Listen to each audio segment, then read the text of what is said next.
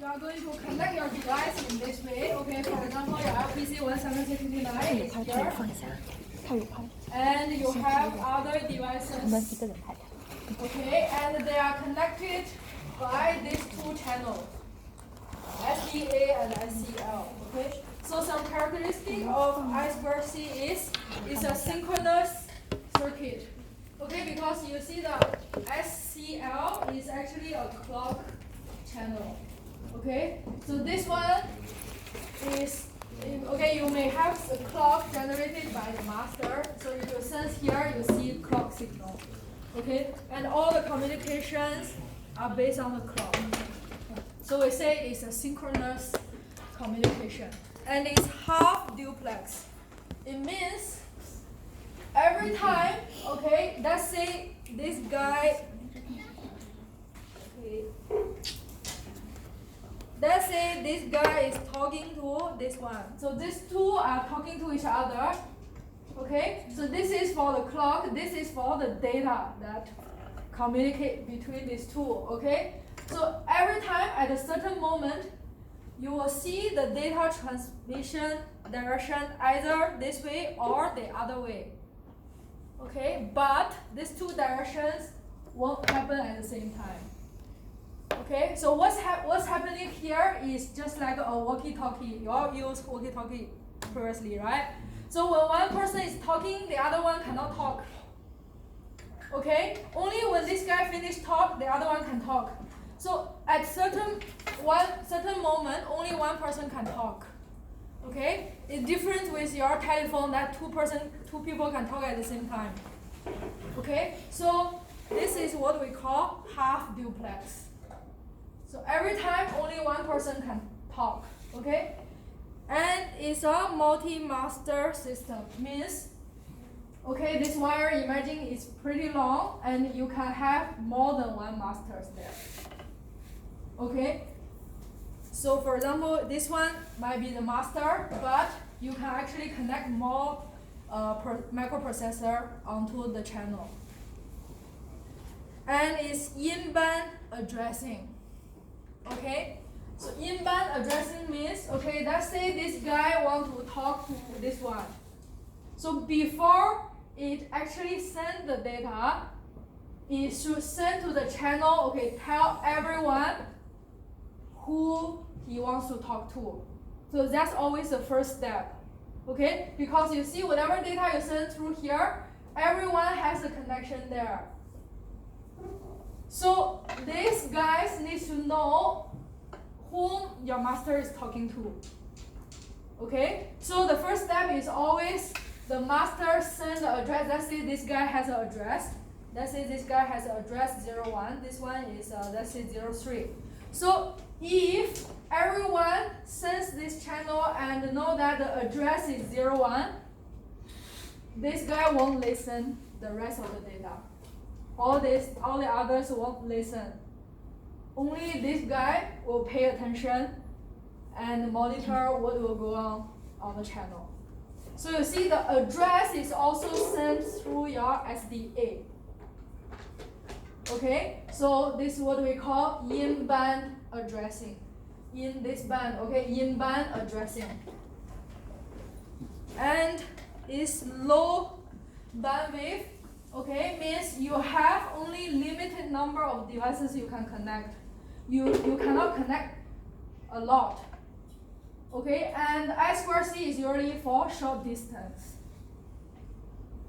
So the reason here is, okay, so basically whenever you add a new device to the network, you need to set your device in open drain mode. Okay, previously people asked me what is open drain. Here is the explanation. So the device can provide a strong load by pull down the network, and can provide a weak high by disconnected from the bus. So can you see that you have SDA, you have SCL here? If nothing is connected to these two channels, what will you get on this tool? If there's no device connected to here, If you measure here, what will be the voltage here? 5 volts. You will get this one. Can you see that there is a pull-up circuit?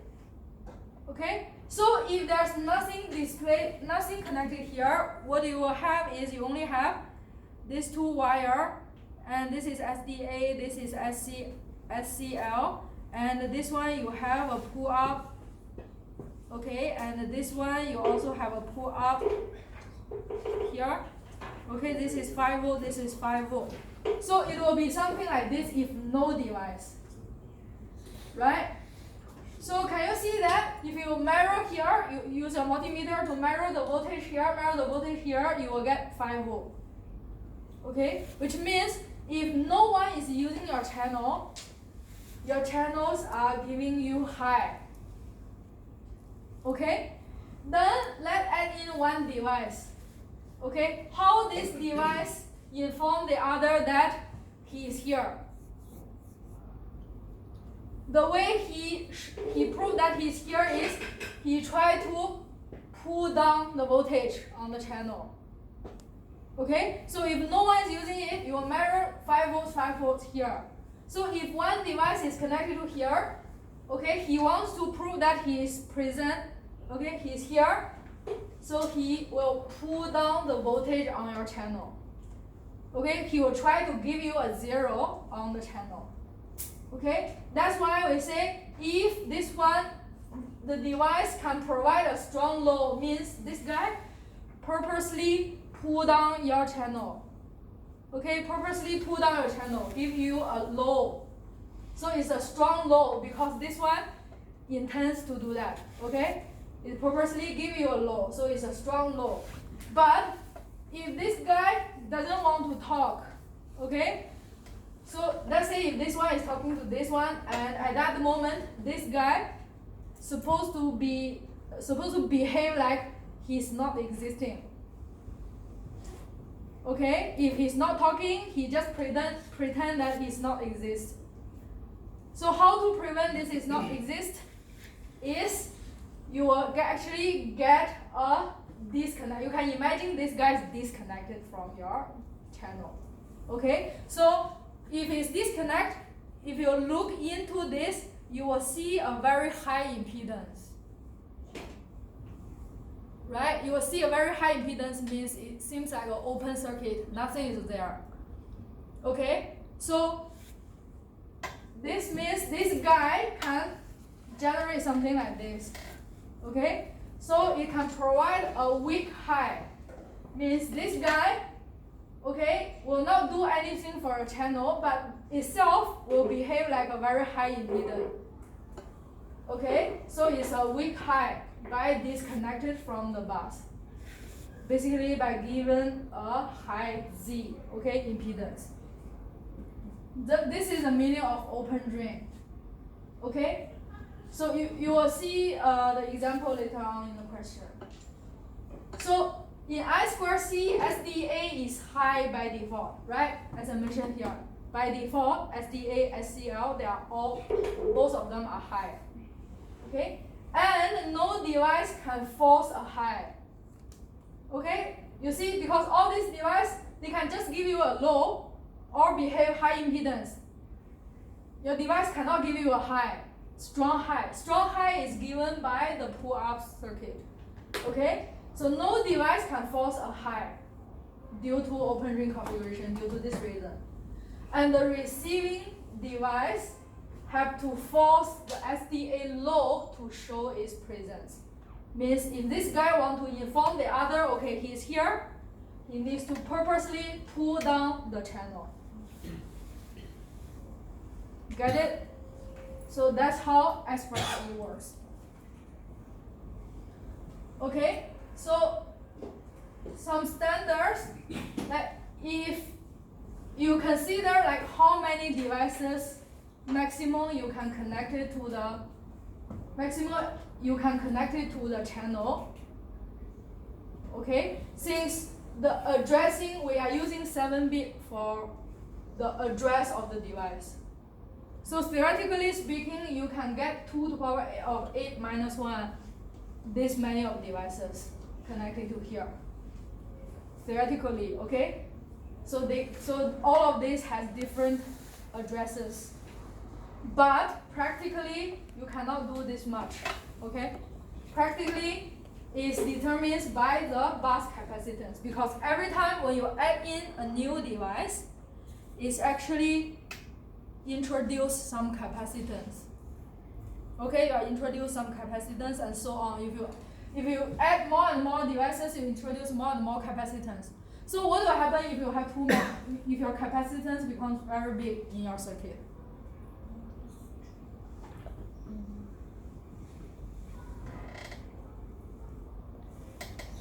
Why capacitance is not good? If you have a capacitor in your circuit and you give the voltage, what will happen? DC cannot pass through.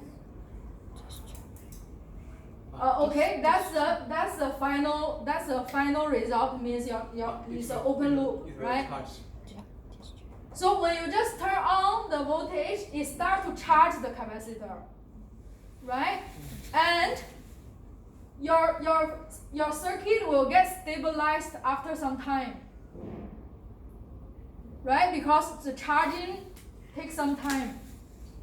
And if your capacitance is very big, it takes longer time to charge it to full. Or if you disconnect, it will take longer time to discharge it, right? So the behavior of your circuit, you will see that if you have bigger and bigger capacitance, you will see your system becomes stabilized very, very slowly. Okay? Remember, our I2C is supposed to be a synchronous network. Everything, you have a clock somewhere here, and all the communications are somehow based on the clock. So if you have a big capacitance in the circuit, it's not very good. You will lose your synchronization. Okay? So this is always not very good in the circuit. So maximum, it can tolerate 400 picofarad. So more than 400 picofarad, you may get too long delay that all the communications are messed up. Okay? So in practical, if you want to calculate like how many devices you can use, you need to take care of this factor. Make sure that your total capacitance is less than this value. Okay? And another thing you need to know is, as I say, all these devices, they have different addresses, right? Let's say this one is 0, 1, this one is 0, 2, and you have others, let's say 1C. Okay? So see, in order to use this, these devices must have different addresses. Okay? And in I2C, these addresses are actually given by the manufacturer. Means if you buy something from the factory, even you don't connect this device onto any circuit, it has an address already. Okay, it has an address. So in order to build up your own circuit, you need to choose them purposely so that you won't have the address conflict. You don't want these two have the same address. Okay, so this is something you need to know, is hard-coded by the manufacturer, so the device needs to be chosen carefully to prevent address conflict. That's kind of a disadvantage of I2C. Okay? So this is one more page. So I2C, how the data looks like in the channel. So as I mentioned, if there's no device talking in the channel, they are all open drain mode, right? So they are all seems like very high impedance, and you can imagine they are disconnected from the channel. So if no one is talking, can you see that your channels are actually high? Okay, if no one is talking, your channels are high. So to initiate a communication, okay, you need to send a start. Okay, so master will send the start to initiate a communication. So how to indicate there is a start? The way is your master will pull down your SDA while SCL is high. So this is the characteristic for start. Okay? The devices connected to the channel, once they see the pattern like this, they know there's one master want to talk to someone. Okay? So this indicates a start. And then you are doing some data transmission between two devices. And then how to indicate a stop. How to let all the others know that this talking is finished. Is to release the SDA from low to high while your SCL is high. So this is a indicator for stop. Okay? So everyone is listening to these two signals. Okay, all the devices connected to the channel are monitoring this one and this one so that they know what's happening in the channel. Okay? And in between, someone is talking to someone. Okay? So that's the start and the stop. Then during the transmission here, let's say, okay, it must be one master talk to one slave. Okay? The direction can be either this way or this way. Okay? Means your master can give data to a device, or the master can retrieve data from a device. Okay? So both of them could happen. But before you do the real data transmission, you see your master must inform all the devices in the network that which slave he wants to communicate with. Okay? So the first thing is always send slave's address. Okay? And as I mentioned in the previous slides, the slave address is a 7-bit number. Okay? And you have additional 1 bit here to indicate, are you doing data transmission in this way or this way? Okay? So if you have, okay, so here is your slave address. If you have a 0 right after your slave address, it means your master wants to write. Which means, what is the direction? Transmit. This one. Your master wants to write to the slave. Okay? And if the bit after slave address is 1, means your master wants to read from the slave. So the data direction is this way. Okay? So basically, by this moment, okay, the two parties are already chosen. Okay? So you already know who is talking to who. Okay? And then next, you can do the data transfer. Okay? So after, what I draw here, everything in blue is sent by the master. Okay? With this tool as well. Everything in green are sent by the slave. Okay? So, for example, here, either you write or you read, your master will send the slave address followed by a 0 or 1. Okay? Then the corresponding slave needs to respond. Okay? Response to this and to indicate that whether he is available or not. Okay? So if he is available, he will send a acknowledge. So these are green, so they are sent by the slave. So only when this acknowledge is received, you will continue the rest. Okay? So let's say your slave is available. Then for this case, because your master wants to write, then your master starts to send the data. Okay? The data will be sent 8-bit by 8-bit. So this one will be 8-bit. This one will be 8-bit. Okay? So your master will send 8-bit to the slave. The slave will give a acknowledge, saying whether he's received or not. Okay? And once you get a positive feedback, you send another one, you get a positive feedback, and this is, look at this, P is stop. P is actually controlled by master. So master can terminate the conversation. Okay? That's it, only 16 bits your master want to send. Okay? And then let's say if your master want to read. So after that, okay, this data will be sent from your slave. Okay, because this is the data retrieved from the slave.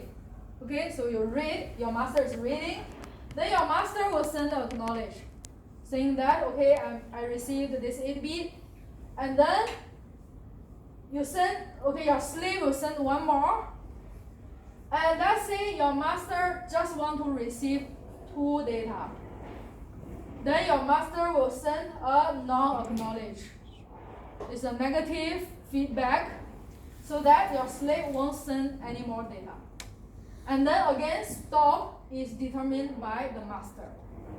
Okay, so this shows how to how to write 2 data to the slave. This is how to receive 2 data from slave. Okay.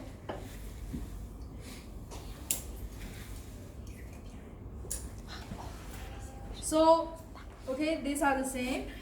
So, can you see that? Okay, this is, after this, can you see that? Your master basically cannot write and read within the same transaction. Means between S and P,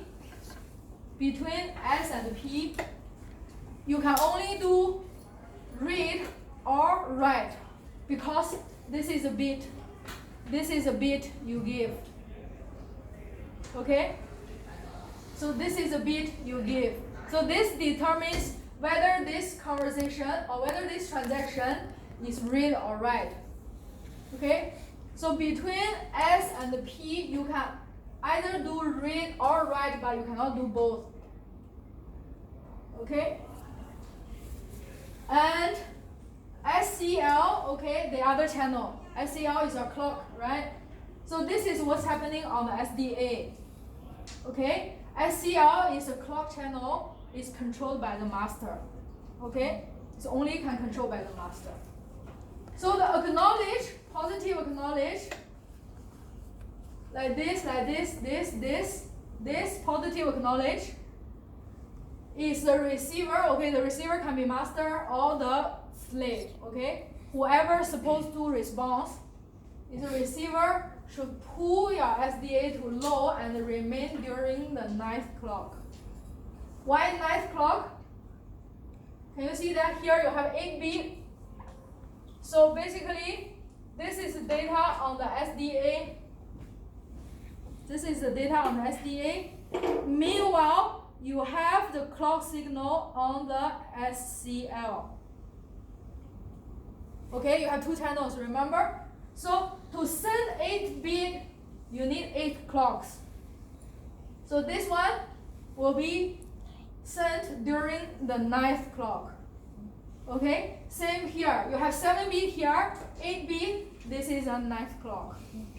Okay, so acknowledge, positive acknowledge is whoever is supposed to respond. For example, in this way, they are the slaves. In this way, these 2 are this is done by the master. Okay, they're supposed to pull SDA to low and remain during your next clock. Which means at this moment, okay, for example here, you will have SCL, you will have a clock, and SDA will remain low during this moment. So this is a positive acknowledge. Okay? And the negative acknowledge is your SDA remains high during the next clock. So if your SDA is high, okay, 1, this is a non-acknowledge. Okay? So that's some summary for I2C, okay? And let's look at the question 1. So question 1, how many I2C interfaces are used by the devices on the LPC baseboard? list the SCL and SDA pins of the used I2C interfaces. So this question is talking about the actual device we are using in the lab, okay? So if you just look at the LPC1769, okay, without talking about the base bar, okay, you can see that you actually have 3 I2C interfaces. Can you see that? You have SDA0, SDA1, SDA2. You have SCL0, 1, and 2. So basically you have 3 pairs of channels. Okay? So LPC1769, the small bar, okay, if you look at it separately, it has 3 I2C interfaces. But during our lab, we plug our small bar onto the big bar. So some connections already done, so something already fixed. Okay? So once you plug the small bar onto the big bar, basically you have a bunch of devices on the base bar. Okay, so the base bar devices, some of them are using I2C interface. Right? So this is this page is from your base bar schematic. Okay, and all the devices here are running I2C interface, are using I2C interface. So if you look at them, what do we have? You have port expander. What is this?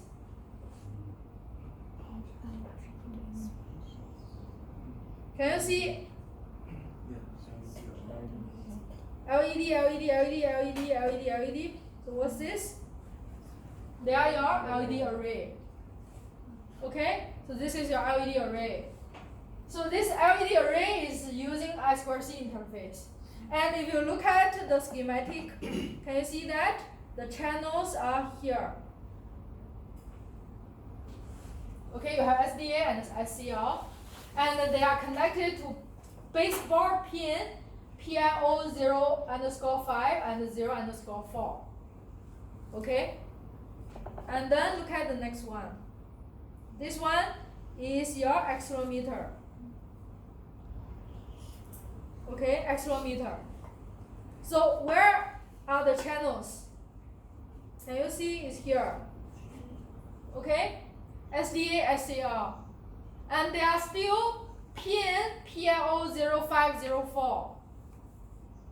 Okay? Same as your port expander. Then look at this. This is your, other device that you are not using, okay? But this is a device, but this is a channel. Can you see the same pins? Okay, the last one, your light sensor. Can you see same pins? Okay? So what does it tell you? It basically tells you that when you plug your small bar onto the big bar, what you have is, you have your LPC definitely connected here, right? And you have 4 other devices, they are connected to the same channel. They are connected to the same channels. Okay, they are using same base bar pins, so they are using same LPC pins as well. Okay, so they are sharing the same channels. So you have light sensor, accelerometer, okay, and E2 prom, okay, and you have the LED array. They are connected in this way. Okay, so although your LPC has 3 I2C interfaces, your base bar devices, I2C devices, they are only using one of them. Okay, they are only using one of them. So you know this pin is, okay, let's say if this one is SDA, this one is SCL, they are PIO 0_4 and PIO 0_5, 2 of them. Okay, and you need to find the corresponding I2C pins. Okay, so this is, you know which document you need to refer to, right? The schematic, page 2, to find the pin mapping. Okay, so basically they are P0.10 and 0.11. Okay? So only one I2C interface is used by all of your baseboard I2C devices. Okay? Because people design in this way. Okay, use of I2C2. So it's actually I2C2. If you look at this 2 pin, okay, if you look at this table, which is the LPC user manual, okay, so you have P0.10, P0.11 here. Can you see that they are SDA2 and SCL2? Okay, so this means the interface you are using I2C2. Okay, so you are using I2C2. So this is actually the design decision made by the baseboard manufacturer who designed the big board. Okay, because that person designed how the socket look like, how you connect your small board onto the big one. Okay, and people who designed the baseboard did that. Okay, so that's question 1. Okay, this one is easy. The second one is a very good question. I mean, if you understood this one, basically you know, I say 85% of your I2C. Okay, so details the steps involved in receiving 2 consecutive bytes from a designated slave through I2C1 interface in master receiver mode. Master receiver mode means your slave is sending data to the master. Okay? And then it's supposed to send 2 bytes. Okay? So you have 1, 2. Okay? But before that, definitely you have this one is always there. Okay? Because you need to identify the address. So basically, this is the thing. This is the whole process. Start from start bit and end stop bit. Okay. So the question is asking you how this one actually achieved. Okay. This is quite general. You send start, you send slave address, you send 1. Okay. But how it is actually gets sent out. Okay. So what registers are involved and what are the necessary bit settings, okay, how to do this. So these are all the detailed questions talking about how to send these guys. Okay, how to send the data. So before that, let's look at what registers we have. So what's happening when you send something, okay, when you are using I2C interface, it's like this, okay? Your LPC1769, this is like your small board, okay? And on it, you have your Cortex M3, the microprocessor, okay, the chip with 100 pins, okay? And then, this is the I2C interface, okay? Basically, it has 3 of them.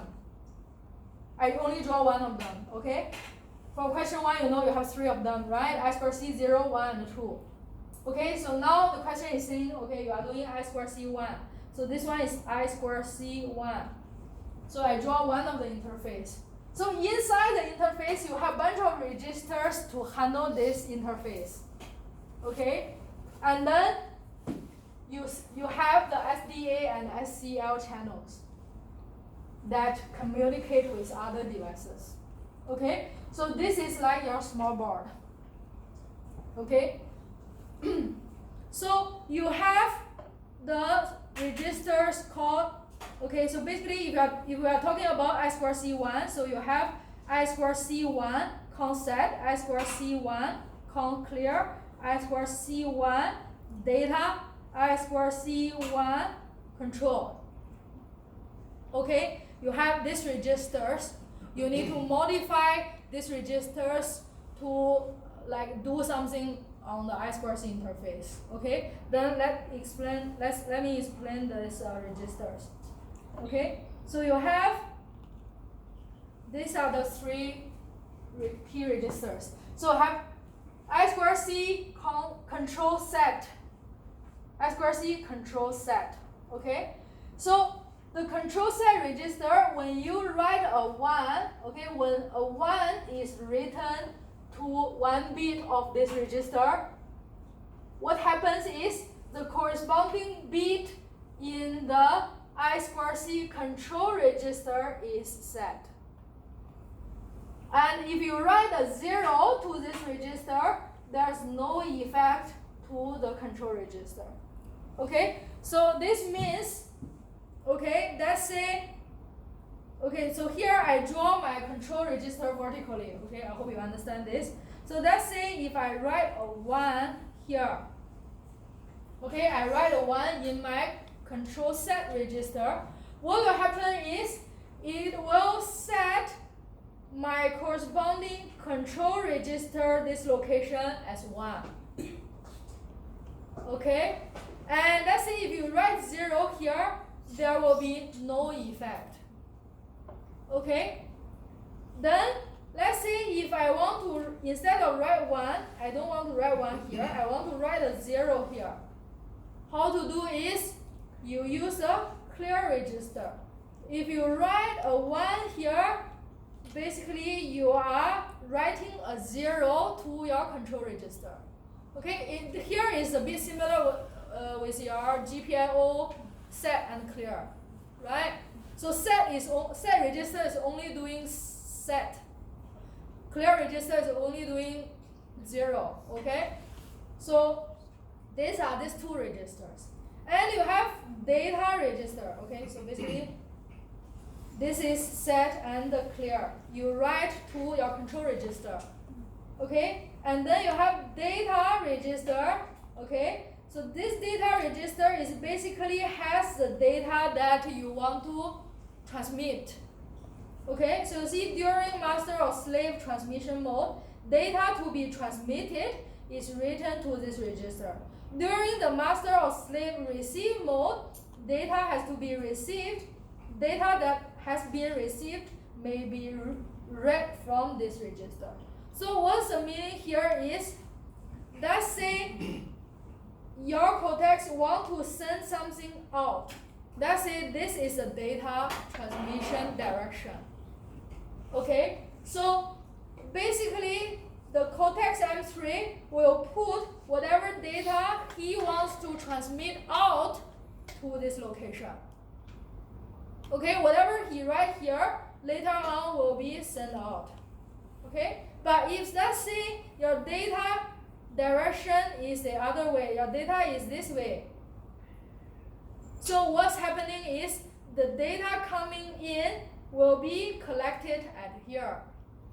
So basically this guy is handling the data. No matter the data is coming into it or is going out from it, going out of it. Okay? So data register is handling the data, the actual data you want to transmit. Okay? So these are the three registers you need to understand. Okay? And then what's happening of your control register? Okay? Just now I said 1 is to write here 1, here 1 is to write here 0, right? Then why we want to write 1 and 0 here? Because this is for our control. Okay? So you have certain amount of bit here, you have 0 actually all the way to 7. These 8 bits that we can control by using this register or this register. Okay, so the 8 bits here has some meaning. Okay, it has some function. So we want to sometimes we want to write 0, sometimes we want to write 1. Okay, so the bit actually have this meaning. Okay, so you have 1 and 0. Okay, basically they are reserved, they are not in use. Okay, so bit 2 of your control register is doing assert acknowledge flag.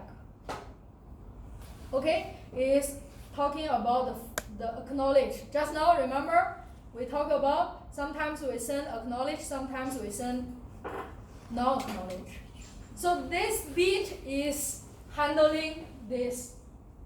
Okay, this particular bit, your bit 2 of your control register is handling this. Okay, and your bit 3 is handling the SI interrupt flag. Okay, I will introduce this later on in the question, how do we use this. And bit 4 is handling the stop.